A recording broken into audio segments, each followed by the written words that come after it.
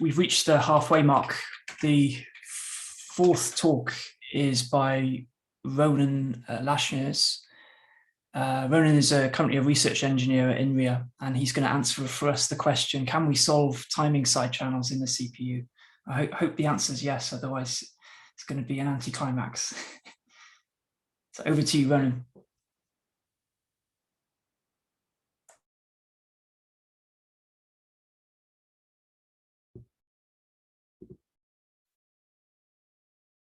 Ronan, it appears your mic is not working.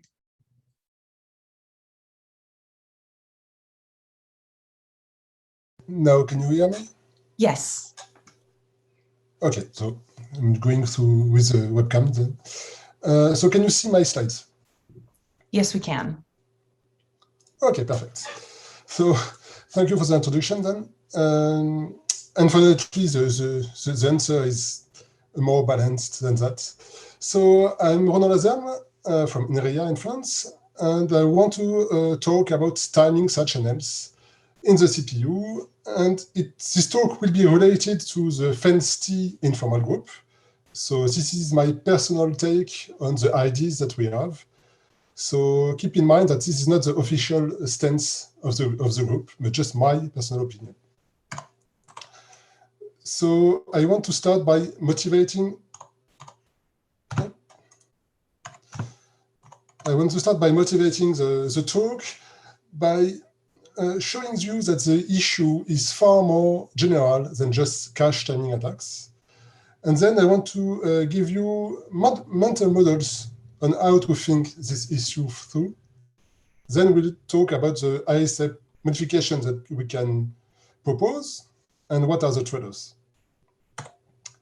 So the motivation first. So basically, this is the meltdown attack. What we want to do is load a secret at a given known address. And for that, we'll first load the address, then touch a cache line with the address depends on the secret. So we'll want to chain two loads with one reading a secret. Then the attacker can find the secret by finding the addresses of the data in the cache. That depends now on the secret. So there are two, in fact, vulnerabilities there. The first one is the access control. We normally shouldn't be able to load the secrets. But there is another one, that is that the attacker can exfiltrate data. It can create a covert channel in order to transmit data where normally it shouldn't be possible. So for the vocabulary of covert channel, it's just a communication channel between two entities that are controlled by the same attacker. So the Trojan tries to communicate, to send information to the spy.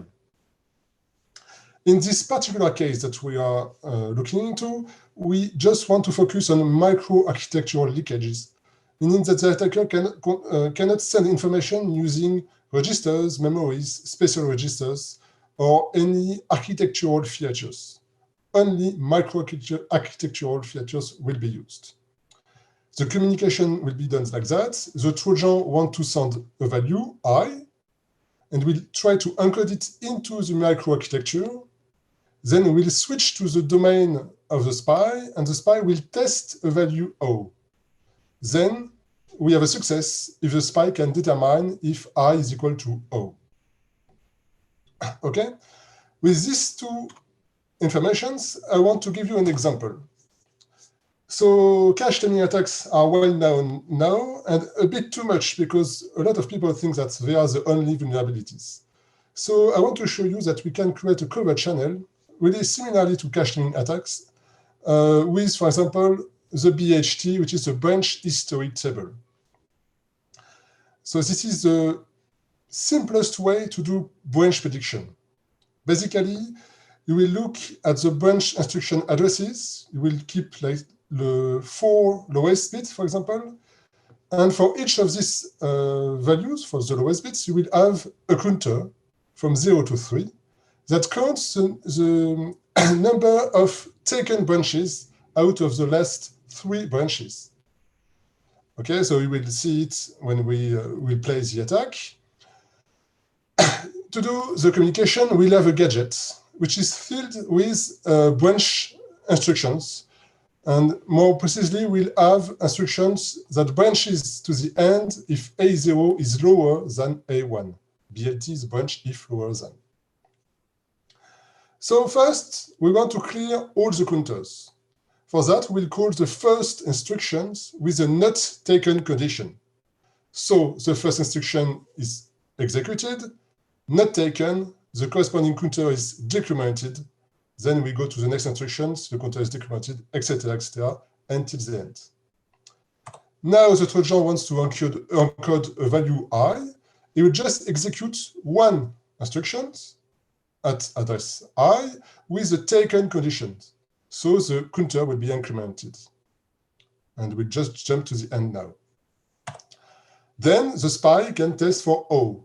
It will do the same operation as the Trojan with the taken condition, but it will measure the time taken by the instruction execution. So now, if O is different than I, we have mispredicted the branch. So basically, we have to rewind the execution in the hardware, so it will take time. But if I is equal to O, then we'll have a fast execution, and so we can measure this difference. And this will give you that kind of diagrams. So you have seen similar one from Ganoiser, for example. Here it's a bit simpler because I have deterministic benchmarks. So we are visualizing really directly the timings, the cycles. What we see is clearly that the diagonal, where I is equal to O, have lower timings. So this is a leakage. In a secure design, we shouldn't be able to see that. So you can see on the right that you don't have any horizontal variation. So you don't have leakage in this case. So these diagrams are built using our benchmark suite, which is open source, and you can find on our GitLab with the name TimeSecBench if you want to test it. So now, how do we think about this issue? I've shown you an attack with the BHT, the branch history table. But in fact, the problem lies in any shared resource. Any shared resource can be the support of the covert channel, any buffer, any execution unit, because its availability is one bit of information, any finite state machine, any BIOS, etc., any memory. So now you can see the scope of the issue we have on our hands. Caches are not the problem. It's really the whole microarchitecture. But in fact, the fact that we have this leakage is usually okay. So the leakage is desirable because it enhances performances. But sometimes you want to prevent it. And that's where we have a problem, because the hardware cannot know when it must prevent leakage and when it is okay. So this is the stance between the Gano's paper, the new hardware software contract. And how can we do this now in today's hardware? So we have mainly two ways to do security, two interfaces for securities. The first one is the interface between kernel and users, so the privileges, which is an access control to the core configuration. But we also have processes where each process defines the memory mapping and so define a memory space. So processes define an access control to memory addresses. So we can use these tools in order to improve our security, but what about a Unix server dealing simultaneously different users? Today, we are using, in secure servers, we are using different processes to deal with each user. But it is not really a tool to do that. Or you can think about a clone machine with several VMs running. How do you prevent communications between the virtual machines? So basically, what we want is explicit security domains. So we want to have domains boundaries defined by the application logic, but enforced in the microarchitecture. And of course, the boundaries must be communicated to the hardware. This is where the ISA, the instruction set architecture, must be modified. Now we have two kinds of sharing. Temporal sharings. So this is where when security domains use the same resource alternatively in time. Think about a cache. When you have a process, then a new process. Okay, they are using the same resource, the cache, alternatively in time. And you have also spatial sharings, where you can use the same resource simultaneously by, for example, two domains. So in this case, think about a multi-threaded core with two hearts accessing to the same cache again. So now you have to split the cache to have independence in order to be able to independently deal with the two domains. I want to stress out that secure multi-threading is possible. So Mathieu Escoutlo at INRIA here, a PhD student, did design the Saler score with secure multi-threadings. So he can guarantee that the two hearts are perfectly independent with respect to timing channels. And it's not a small fit. You have two solutions for the two kinds of sharings. First, for temporal sharings, what do? You flush all the things. Basically, when you are switching to the new domain, you flush all the states. Remember, it means that you have to flush buffers, but also finite machines, the access to execution units, etc., etc. But it can be done quite easily if you modify a bit the macro architecture. But how do you do secure spatial sharings? Now you cannot flush everything now because they are shared simultaneously. It has no meaning. And then you have a bunch of solutions that are quite okay, but not great. So you can partition resources in order to split each resource in, for example, two slots. You can use fine-grained multi-threadings where you will lock time slots for each security domains. For example, an even clock cycle, domain I will have access, and on odd clock cycle, domain B will have access. You can also lock the resources for the whole lifetime of the security domains. So these are the kind of strategy that you can do. But for that, we'll have to modify the ISA. And first, I want to start by stressing out that we have fundamental philosophy problems of what is the ISA role. You have two visions. First, the ISA is an interface to allow the software to control the machine. So you have instructions in order to tune the machine to do exactly what you want to do. Or it can also be an abstract interface to the hardware in order to hide the implementations for the software use. But you can only pick one. Either you hide the implementations or you allow to control the machine. And it will give two ways to modify the ISA. Either you add instructions to control all the micro-architectural structures, or you add instructions in order to define and handle security domains. Then you have two semantics in order to control domains. The first one are the fences. So this is the stateless definition of security domains. You only delimit the boundaries of the security domains. So I'm now switching to a new security domain, period. Or you have context, stateful security domains, where when you switch, you define the new security domain ID. Now I switch to the security domain with the ID number 1, for example. And so we have two proposals, academic proposal for now. The first one is the FENCE-T proposal from Ganoeser and al., published, for example, at DITE this year. To simplify a bit, you have a FENCE-T instructions that is able to flush all necessary microstructures. And you can give an argument to these instructions with a register where you have several possibilities. Either this register is a bitmap in order to address the microstructure you want to flush, or it's a value that designates the interface. For example, this is a flush between a process to going to a kernel, or we are going from a process to another process, etc. Or it can be also a value designating the risk of the security domain switch.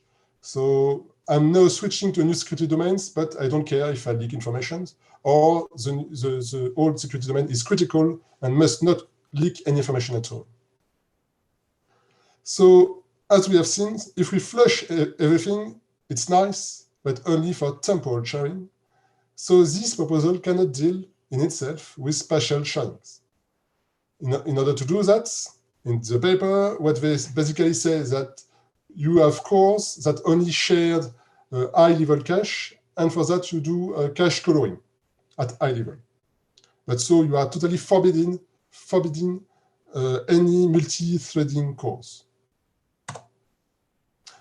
The other proposal by us at INRIA with Mathieu and Jacques Fournier and Jean-Louis Lannet, published later this year, consists of DOMs, so stateful context.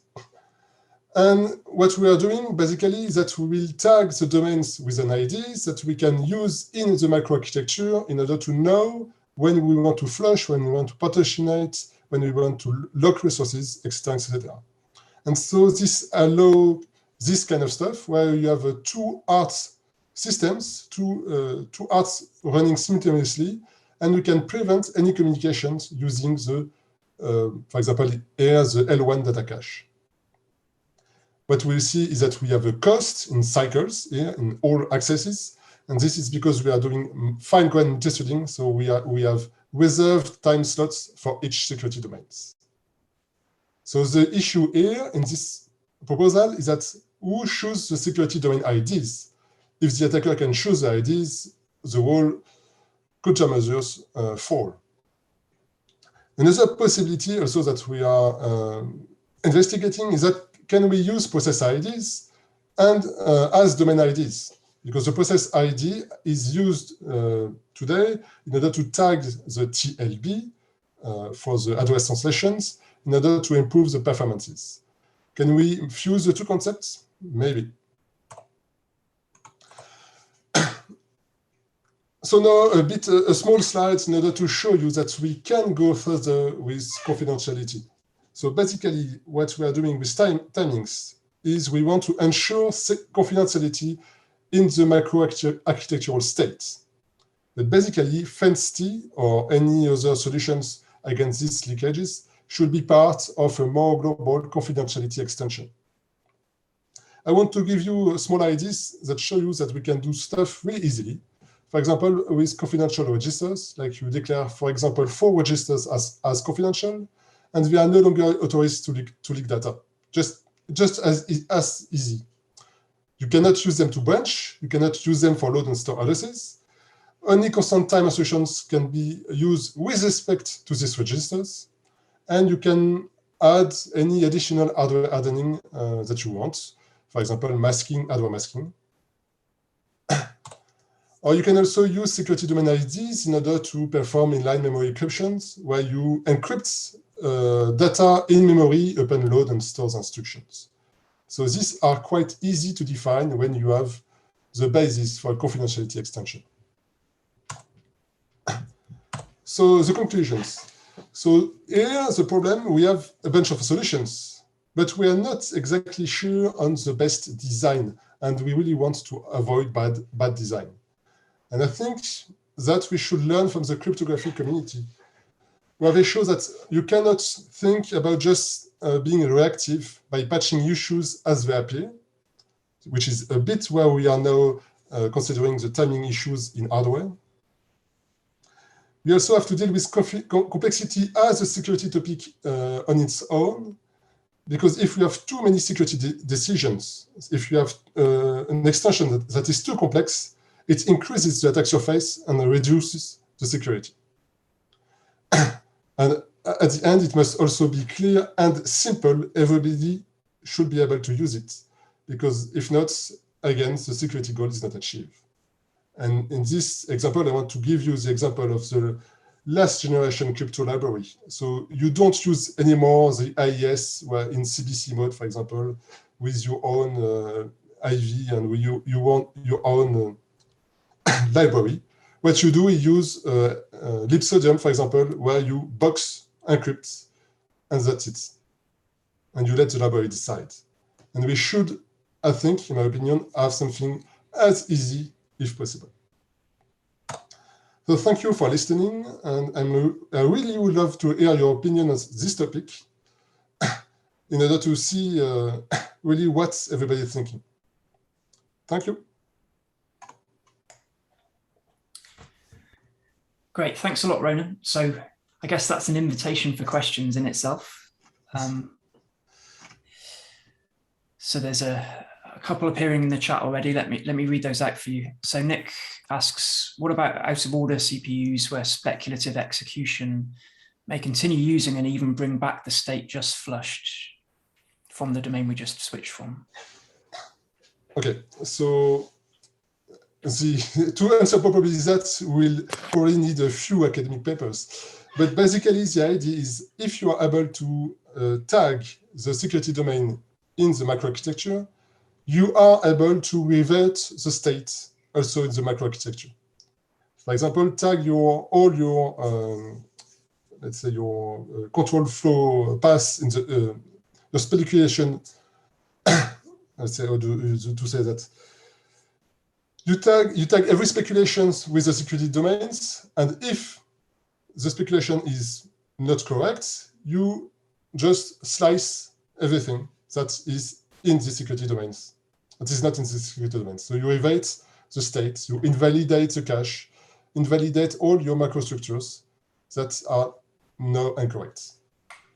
And basically, speculations in two different security domains should be completely invisible to each other. You cannot use any, you will lose performance, but you will gain in security. I'm not sure if I'm clear. So of course, the way to do properly that, it's far harder in practice than just in theory. Okay, so Ben asks, go on. So Ben asks if it's easy to clear large amounts of microarchitectural states quickly. And the answer is today, no. Basically, you will have to make different trade-offs in the microstructures. So the best example, I think, for that are the cache, the L1 data cache. And you have, let's say, two modes, write-back modes, where you will write the data back to the upper-level cache only when you want to clear the states. Or you will have write-through modes, where you will update upper-level cache as you write to the first cache. If you have a write-back and you want to flush everything, it will take a lot of times. You will have to transfer the whole L1 cache to L2, for example. But if you have a write-through cache, then it will be fast.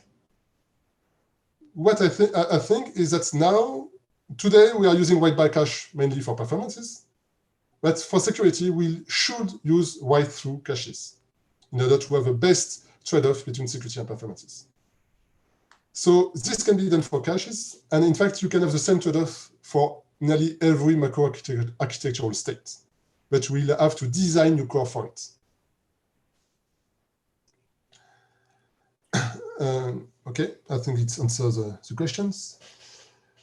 So Andre asks, is there any public implementation of dumb switch instructions? So today it's not available. It will be part of the artifact of our paper that will be out in November.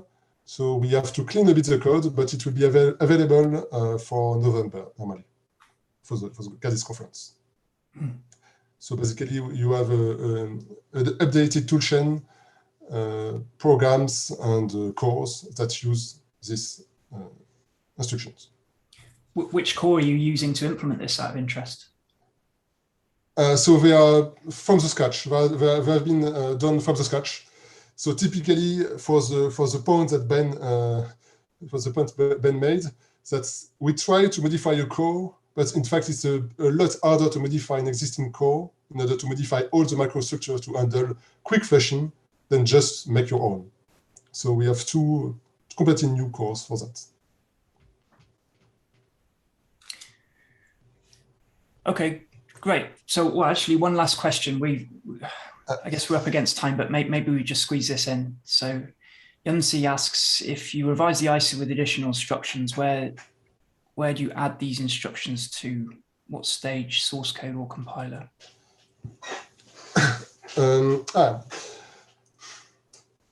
I think that the answer is not no. So I think that the question is, should these instructions should be transparent to the developer, or should they be available to the developers? And I think it's a good question, and I don't have a nice answer to.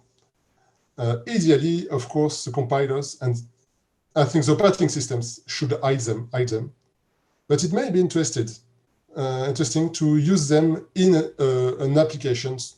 Like, for example, you are doing your server and you want to switch to serve a new user, then now you should use these instructions. So the answer will depend on how easy they are to use and how they interact with the operating systems. Great. Okay, so let's call time, thank Ronan and move on to the next talk.